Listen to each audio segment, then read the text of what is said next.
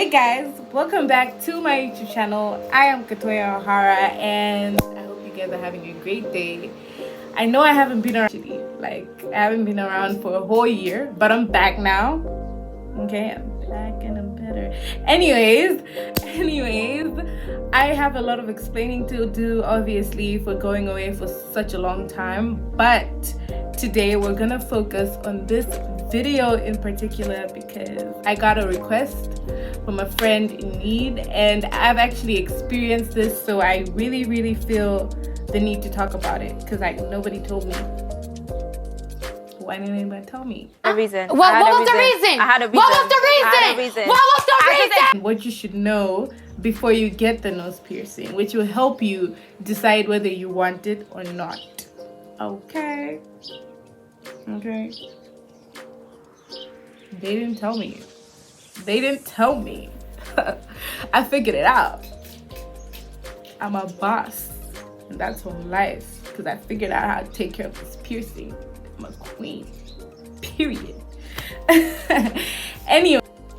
Anyways though, before we go straight into this video, make sure you subscribe to my channel, make sure you give this video a thumbs up, and make sure you comment below what kind of content you want to see. If you guys have any questions, drop them down below and I promise you I will reply to each and every one of those questions. So today we're gonna talk about the nose piercing. Literally, that's what we're talking about today. Because as you can see, I have one. I've had it for more than a month, about 2 months. I don't know, but I think that's how long I've had it. I really wanted to get this piercing for 3 years, literally for so long, and I finally got it. But I got it so spontaneously. I never even did my research and how to take care of it, how to clean it, how to avoid it taking so long to heal and things like that. And I feel like most people go through that same kind of process.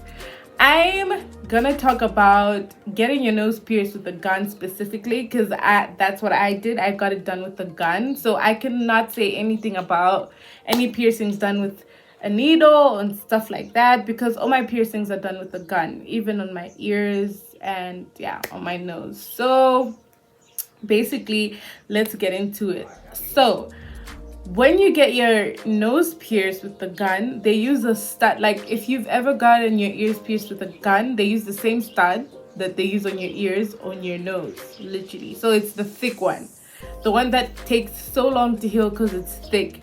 If you've ever gotten pierced, and if you ever change the earring from the thick earring that they use to pierce you and into a thinner earring, you actually agree with me that the thicker one just takes longer to heal for nothing really, and the thinner one makes things simpler. So that's the kind of earring they use. They basically use an earring as a nose ring if you're gonna get it done with the gun.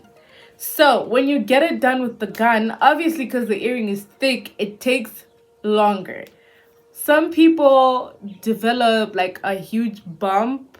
What do we call it? I just don't remember what it's called, but it's a big pimple. Oh my God! What is that? Right next to the piercing, somewhere there. I never developed that, but of course when I first got it pierced, it's swelled up just a little bit, I'll show you in the picture. That's what it looked like, and it was a bit red. You can't really see it, but it swelled up just a little bit, and it swelled up for maybe just an hour, and then it settled down. It was red for half. I'm gonna show you a video.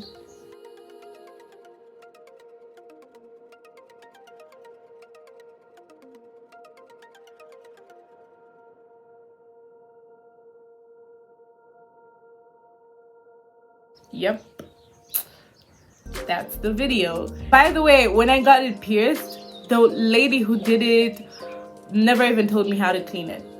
I had no idea what to do. And let me warn you, the nose piercing is so different from the ear piercings because they're you take care. It's the opposite. You know, when you get your ears pierced like this, they tell you to play with the stud, twist it a little bit. You don't do that with the nose piercing. When you clean it, you don't touch it. Like, you should not touch it, okay? Because you can easily infect it. This part of your face is probably the most sensitive part. So it easily gets infected by just you touching it without you washing your hands. So avoid touching it. When you get it pierced, I think I should have asked the lady, like, I think I should have gone to somebody. I don't know if I should say who's knew what they were doing. I think she knew what she was doing, but maybe that's how they do it that side. But I wish I asked for like a thinner like nose ring and not the thick one, because it took so long to heal and it was just a bit painful. Not really painful, but like I could feel there is something on my nose. I'm guessing which you're supposed to feel, but like it just made things worse, and I'm gonna explain why it made things worse. Anyways, it gets a little red, it swells up just a little bit, and it's absolutely normal if that happens to you.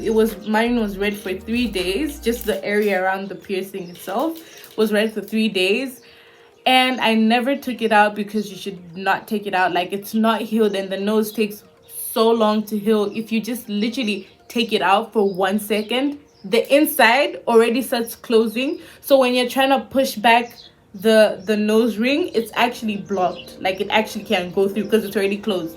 You just need 1 second. It's so thick inside, so it's taking time to heal, and it's moist because like there is a lot of fluid moving through this part of your nose, so it stays moist all the time, which makes it harder to heal. It's different from here, like it's different from your ears because they're exposed to the wind, the sun, and whatever. Like, the whole ear is outside of your body, so it makes it easier for it to heal. But the nose, you just can't not take it out. Anyways, cleaning.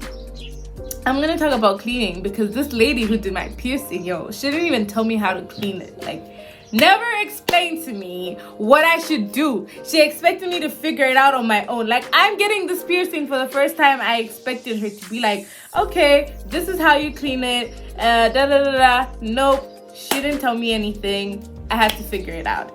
Anyways, I feel like the best way to clean it is, if you have sea salt, that's the best salt you can use to clean it. Okay, so you get a cup, a container, whatever, a pot, whatever it is you may use. You just need something, or a container, just to hold the warm water and the salt. They say use sea salt because it's the best for cleaning. I ran out of sea salt, so I used the normal table salt, and I'm doing just fine. Although other people are like, don't use the table salt, you just need sea salt. You can use any kind of salt. Take it from me, I have experience, and my nose is actually healing just fine with the normal salt that I used. So you get your very warm water, just a little bit, and then you have put in salt, enough salt that when you taste it, it's an unbearable amount of salt.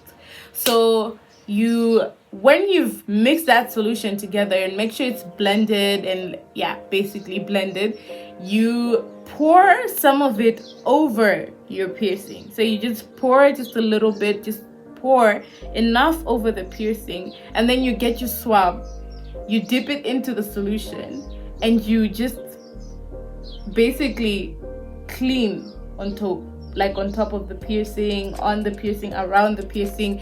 You don't touch it with your fingers or your hands or whatever. You use the swab. So you use the swab around it and all these things, and you see all that pus come out. If it bleeds, it's absolutely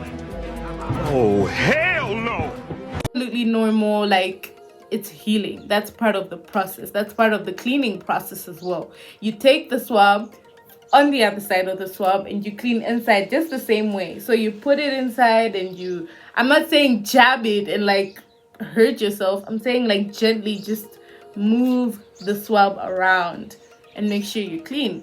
So I would advise you to do that twice a day, in the morning and in the evening before you go to bed at night.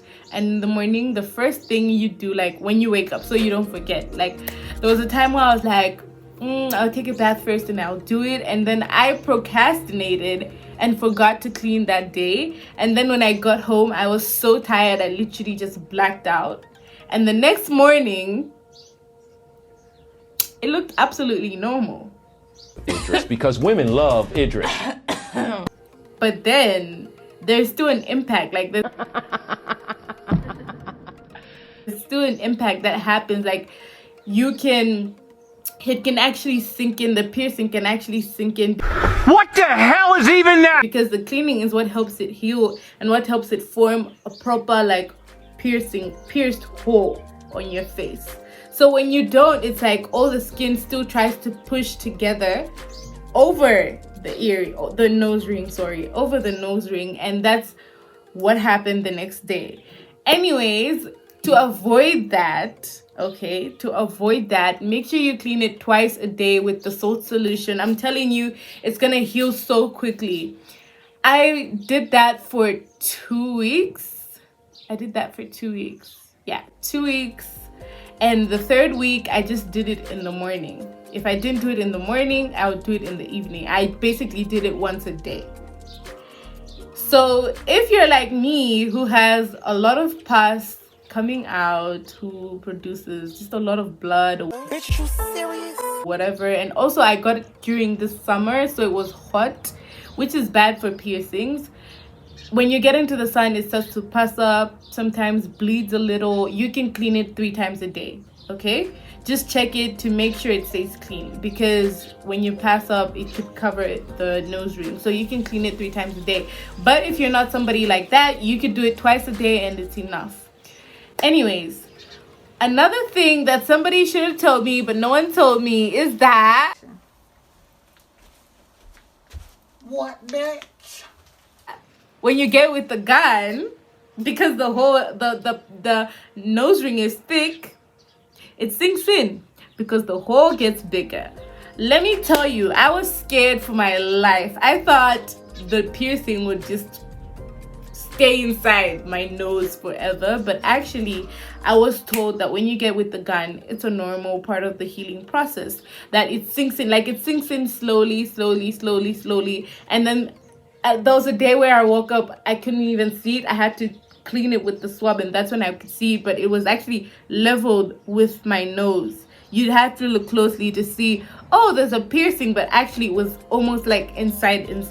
It's a normal process. It's a normal part of the process. When you take it with a gun, the hole gets bigger. I don't know why the hole gets bigger. Maybe because the earring is so thick, like the stick is so thick, and the ring, like I don't know what's called, the stud is small and its stick is like thick. So I think maybe the thickness is what makes the hole big, that it actually starts to sink in. When I finally spoke to somebody who got their nose pierced at the same place that I did, she said to me, just remove the nose ring, remove it and replace it with a much bigger stud, like a much bigger stud. Like she even used this one. I'm actually wearing it. I don't know if you guys can see. That's the stud.